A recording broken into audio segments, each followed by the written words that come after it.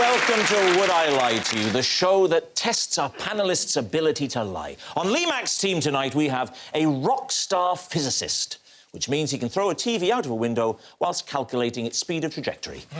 From Wonders of the Solar System is Professor Brian Cox. And a young Scottish comedian who's the funniest thing to happen to Glasgow since it was named European Capital of Culture. Kevin Bridges.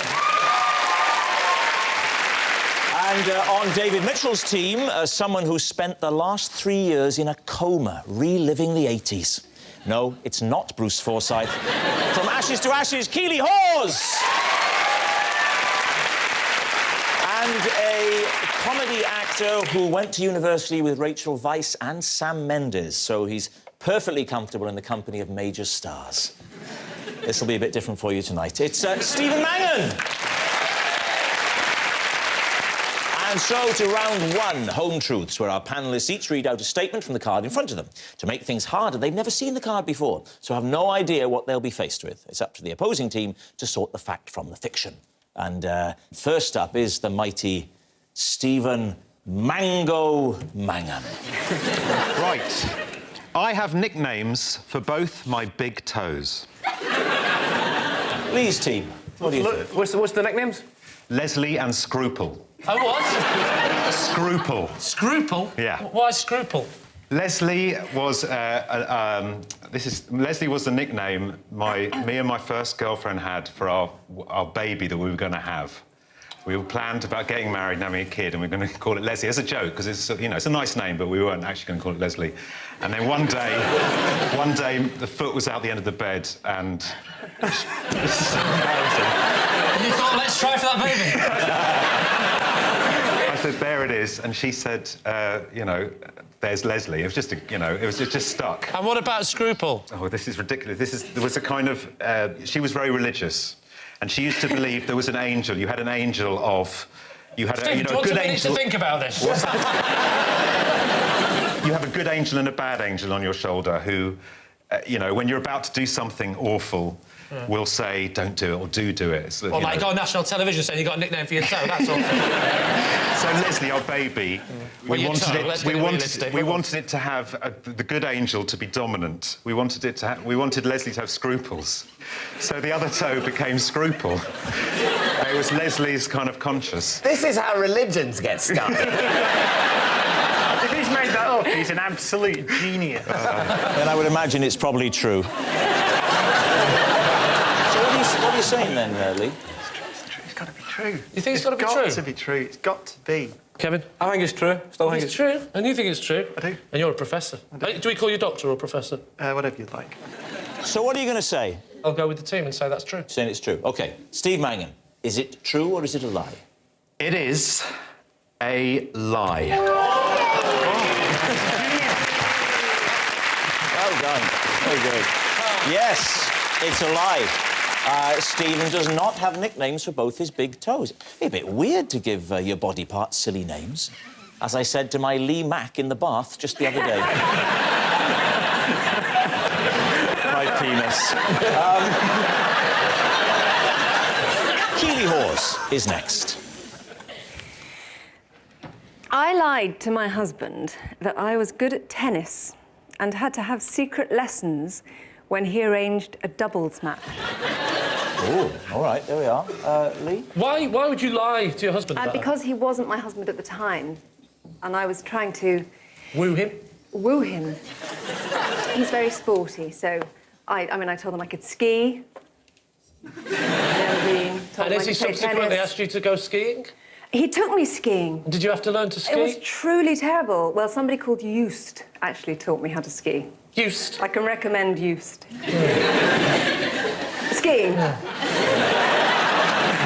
Yes, so, no, I went and booked some lessons. And what was he called, the instructor? God, I can't remember. And yet Just, like that. Yeah, but Just was like... Keeley, keep it together, it's falling apart. Yeah, no, I can't remember. What was the first thing you learnt on the tennis court? How to bounce the ball. And how do you bounce the ball? That was a quick What bounce. do you mean? Well, it's only What was it, that on big the- and it's only there to there. Well, I think you tell her gravity would have taken a bit longer to get down and all, wouldn't it? When you're playing on the moon. It's not just gravity. You can get a bit of force. You can impart an impulse to it, yeah. That's it, important.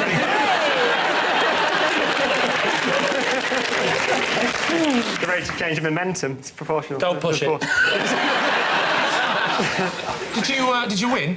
I got there and I feigned an ankle problem What because I saw when I got there how good they were going to be. So, It was to impress him. I didn't think he'd start involving other people. Is he a man for involving other people in general? Right, we're not at a physicists' convention now. We'll keep this clean, please. yeah. Now, listen here. Did your husband ever find out about these secret lessons? I told him. You came clean. I came clean on the night that I made him dinner, pretended that I'd cooked it, and then he... Your whole life is a fabrication, isn't it? fed it to him in the dark, and then he found the Tesco Express box. Oh, no. And then it all came out. Did it? I said, I can't play tennis and I can't cook. My name's And- not Jeff.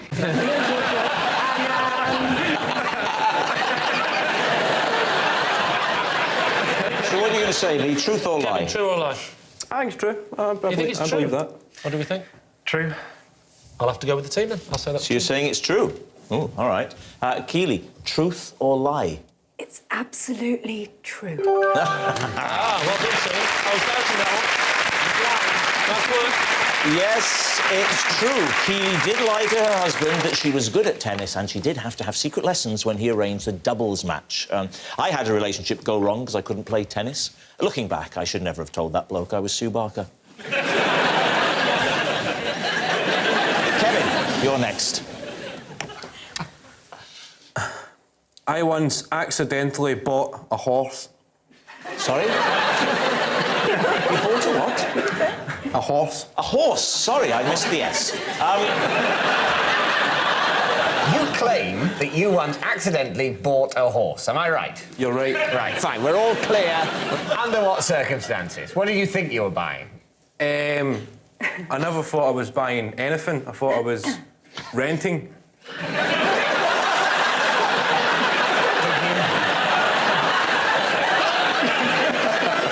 Did you think you were renting a horse? Yes. Right. So you paid to rent a horse, and then at the end, when you tried to return the horse, they said, "What the hell are you doing? I've been trying to get rid of Psycho for years." That's pretty much it. How long had you imagined that you were going to rent it for? We thought we were going to rent it for like 25 minutes. And did they charge? It was in Bulgaria on holiday. Okay, so what did it cost in local Bulgarian currency? What is the local Bulgarian currency?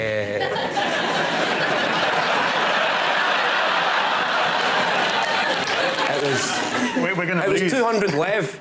Lev, L-E-V. I don't know how you pronounce it, but lev. 200 lev. 200 And how Bulgarian. much is that in sterling, roughly? Roughly, I At think the it's time.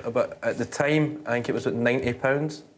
So we thought it So was a you- good deal £90 for 25 for minutes. 25 minutes on a horse. But you said we thought we were going to rent it for 25 minutes. There was me and my friend. So you It were was a going lad's holiday, we were 18, we thought we we'll go horse riding. In Bulgaria. in Bulgaria. Did you question the odd sort of time slots they were going for? No, the I've guy- never been pony trekking, but I imagine they sort of rent you the horse for perhaps a couple of hours. Oh, the or, guy- or at least a solid half hour. You get 25 minutes and then the horse needs a break for 5 minutes and then And somebody then else you keep comes. the horse forever. Oh, I never knew that. What happened when you tried to take it back? The guy explained to us that the guy was gone. The guy... Never say the phrase on this game. The guy explained to us that he'd gone. Oh, there was two. Never say that. There was two different guys. There was two You have to guys. go through me if you want to speak to my client. We are There was going to guys. There was guy A. Guy A. That's a Vulgarian name. Very well known. The most famous Bulgarian name. Right, guy Dimitri. I think that... No, guy A. And guy B. Right? Right. We thought we were going horse riding and we were heading towards the place where you actually hire the horse. Stables? The official... the stables. Right? Honestly, even I think he's making it up, and I'm on his team. Bit of patience, Brian. Come on, right. We met a guy on the way who had a horse, and we thought he was doing that thing, you know, in Asda, when you've got a shopping trolley, and you're taking it back, and somebody else needs a trolley, and you say, "Oh, do you want this one?" So we thought the guy was saying, "I don't need to go all the way to the actual stable. I'm from the stable, Yeah. so just hire this horse." That's what the guy said. Yeah. So we thought, all right, there was a bit of a communication breakdown. There was a Bulgarian guy trying to speak English and two Scottish guys trying to speak English. So we thought the guy had gave us the horse to ride and come back in 25 Were minutes. you not surprised that... I mean, I've never been on holiday to Bulgaria, but I imagine that things would be a bit cheaper in Bulgaria than in Britain. Were you not surprised that it cost you the equivalent of £90 to hire a horse for 25 minutes? It was 25 minutes each, so it was two of us. Right. So we chipped in for a horse Was it for called- 25 minutes each. But still, even if you thought you were going to get 25 minutes each, that's a lot, isn't it? Oh, it's an hour. You need to give the horse a break, as I said. Let's forget about the 25 minutes. Just forget for about the now, horse. 'cause Forget that's about the horse, yeah. That's absolutely, obviously bullshit. You take the horse back. Guy B, who's the guy you met on the way to the stables... He's gone. He's gone. He's No gone. sign of him. No, he's gone. So you say to Guy A, well, we hired this as part of your not bothering to actually go to the stables but getting it a few hundred yards away scheme. We hired this horse for 25 minutes at an extortionate rate. Nevertheless, here it is. And what did he say? We went back to the place where we picked up the horse. Oh, so not to the stable, No. but to the random never got point right. in the road. A couple of hundred yards from the stable. So you, bewilderedly, where has the mysterious man gone? I would have thought that logically, when you were returning it, having thought that it had come from the stable, but you'd been lucky not to have to walk to the stable before hiring it, you might nevertheless have thought, well, the stable's where it's got to go back to, Yeah. rather than, well, Sodom, this is where we picked it up from, I'm not actually taking the stable. I'm going to stand here, 300 yards away from the stable, go, come over here! Come and get your own horse! At which point locals start waving, going, no! You keep! Kevin, look at me. You're taking the horse back. Look at me! What happened next? Come on, Kevin. Come on! Right. So where are we taking off from? You're taking the horse back. Let's go back to the start. Kevin Bridges, for the love of God, please tell us what happened. Right. We bought a horse. We thought we'd rented the horse. We'd done the horse riding, took it back to the initial place we picked up the horse. Yes. Locals explained we'd went to a counterfeit horse guy. It wasn't the official horse riding stable. This was a counterfeit horse. This wasn't a genuine horse. This was maybe two guys in a costume. That would explain the 25 minutes. Yeah. I can only do 25 minutes. The giveaway was after 25 minutes, and Rob went.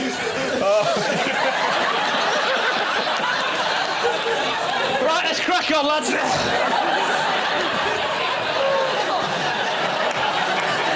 So, David's team. What do you think? Truth or lie? I mean, the trouble with this game is it plays tricks with your mind. But I don't think it's true. You don't really. It's got to be, hasn't It's it? got to be a lie. Got to be a lie. Yeah. Saying it's a lie. Right, so here we go. It really is. Here's the moment. This is more than any other episode I've done of this show. This is the moment we've been waiting for.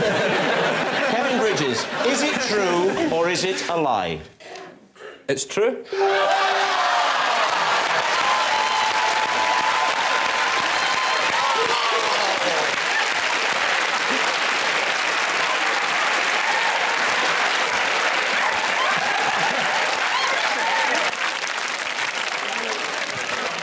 Unbelievable.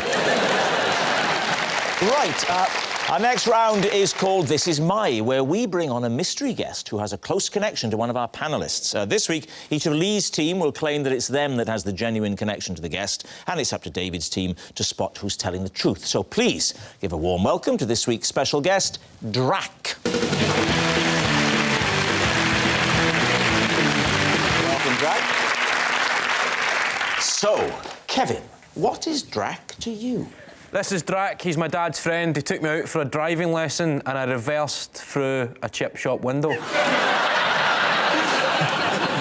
Brian, please explain how you know Drac. Well, this is Drac, the roadie that left me gaffer taped to a lighting rig for over an hour. Right. And finally, Lee, what's your connection? This is Drac. And I presented him with first prize at the National Pie Awards 2009. So, David's team, begin your investigation. Lee, where were the National Pie Awards held? Birmingham. What was the venue? The venue was the Hilton Hotel. Right. Hilton What kind Hotel of in pie Birmingham. was it? Well, The one? he made a selection. He didn't just make one pie. It was for his various pies. You don't just have one pie. It's So not like... Was he various pie maker of the year? No, he won the big prize at the end, the National Pie Maker of the Year. So he won the overall award. Were there like separate... No, he didn't have the best overall.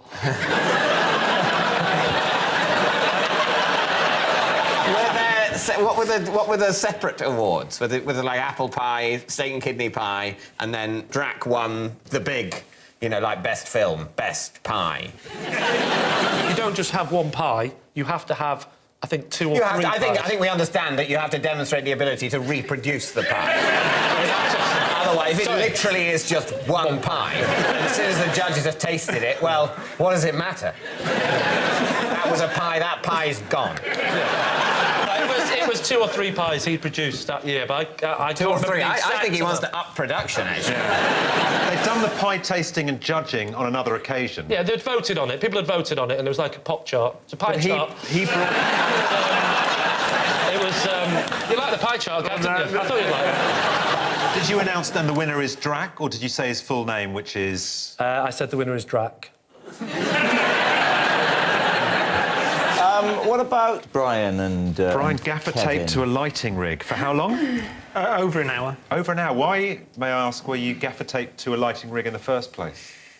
I was the youngest member of the band, and I was probably not behaving in a way deemed appropriate for a member of a band in the presence of road crew. What were you doing? I don't remember. I think I was just being a general, you know, How did you get down? pain. Well, they had to get me down because it's a lighting rig. It was like one of Who- these. Wait a minute. Drac, on his own, grabbed you because you were doing something you shouldn't be doing, like maths homework. He carried you up a ladder to a lighting rig 20 metres above the stage, and then he gaffered you round. He was the tour manager, actually. So he ordered the rest of the crew to put me on the ground, gaffer me up into a ball, put a harness on, and then attach me to lighting rig at the Hammersmith Odeon and left me there for over an hour. Was that when you wrote things can only get better?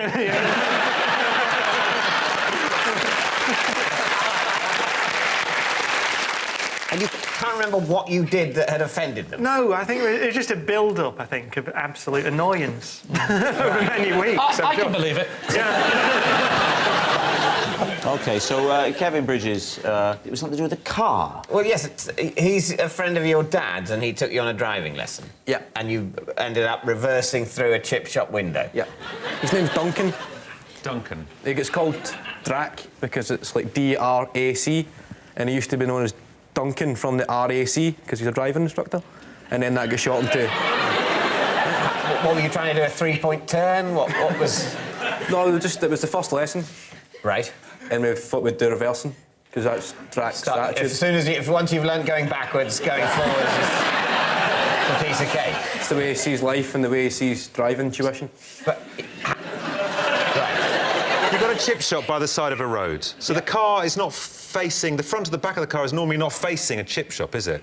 No, it was in the car park of the chip shop. A chip shop with a car park? Have you not been to Scotland before, David? So this is like a kind of IKEA scale It's a chip massive shop. chip shop. I worked in this chip shop. So you're in the car park by the chip shop window. Yeah. And you get in the car for the first driving lesson, and he says, first things first, reverse it. So why didn't he press the brake when he saw you hurtling backwards towards the chip shop? He was busy trying to design his new pork pie. So, right, David C, we need an answer. Is Drac Kevin's driving instructor, Brian's gaffer taping roadie, or Lee's prize-winning pie maker? What are you going to say? I have absolutely no idea. Well, Kevin's story sounds implausible, but we've been down this road before.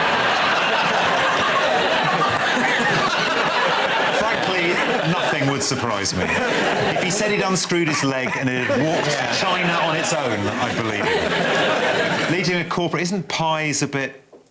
He's northern, he's doing a pie handing out prize, isn't it? But then again, if you're doing the pie awards, that's... Who would you go to other than Lee Mack? You just say that to camera. I'll give him some available dates. And what about Brian's? Very good specific story about the winch and the Hammersmith Odeon and... Yeah. But it does seem quite a cruel thing to do. I think he probably could have been irritating enough for them. Yeah, I think so as well. I don't think that's in question, to be honest. What's it going to be? Say Brian. Say Brian. Yeah, come on. Brian, we think it's Brian. You're saying Brian? Yes. Yeah. OK. Would you please reveal your true identity? I'm Drac. I'm the roadie that gaffer taped Brian to the fighting us. Thank you very much for coming on, Jack. So at the end of that round, David's team have 4 points and Lee's team have 2. Which brings us to our final round, quickfire lies, in which our panellists lie not only through their teeth, but also against the clock. So we start with... Oh, it's David. I've had to prise open my bedroom door for the last 2 years, ever since the door handle fell off. What do you use to prise open the door? Just my fingernails. And you have to go to the top of the door jamb. Is it an out or a... No, It all depends which side. Do you live on your own? I can answer that. I have a flatmate, but it's just my bedroom, yeah. It's only you that has the inconvenience. So you have to do... I'm absolutely the only person who ever needs to get in or out. He speaks to me with a stare, and I don't know... That's just, you know, Don't a say look of anything. resignation.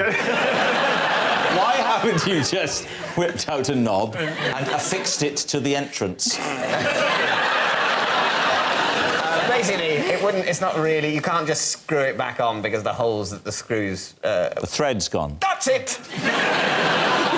Keeley, speaking as the only woman, in your single days before you settled down... Oh, God. And Yes. you'd have been met as David and you'd be getting on like a wildfire and he said, well, why don't you come back to my... I know you don't like this. I know you don't like it. It's either this or Ronnie Corbett. Right. Why don't you come back to my apartment and we could settle down and have a game of Boggle? So you go there and he said, well, why don't we go upstairs? And you go upstairs and you get to the door and there's no handle or knob. Would that put you off? This actually happened to me once. David! David! You're a dark horse. I don't remember.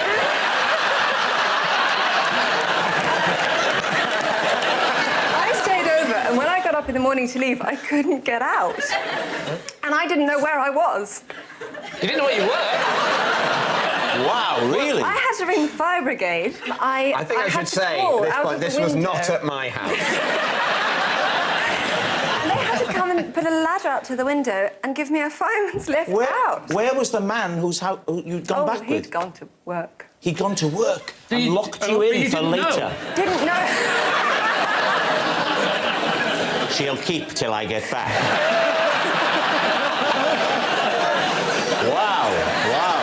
OK, what are you going to say, Lee? I think it's a lie. You think it's a lie? It looks like a man that's got well-maintained doors. Yeah. I'll say it's a lie. OK, then we'll say it's a lie. You're saying it's a lie. David Mitchell, were you telling the truth or were you telling a lie? It is, in fact, true.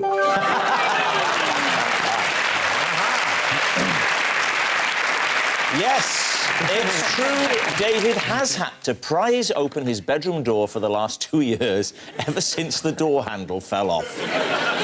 And next. Oh, it's Lee. Possession. All right, take out the box, pop it on the desk, and read the card. It's a set of children's cutlery.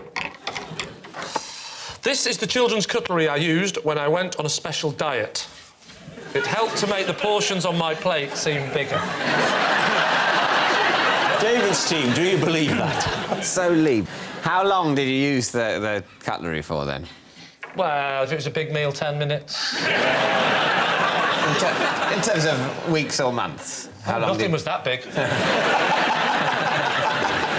How long was the period of your life for which you used children's cutlery in order to lose weight? Swallow this. I know it doesn't take you that long to invent 6 months. 6 months. Did you sort of take them, if you were going to a restaurant, did you take them with you? No, I think you're mixing me up with a lunatic. You know, it's not a great... I mean, Keeley, would you really want that on a date if I said, so, how did the tennis go, love?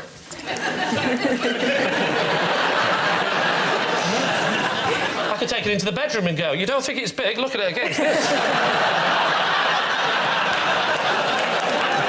And that's a salad fork, let me tell you.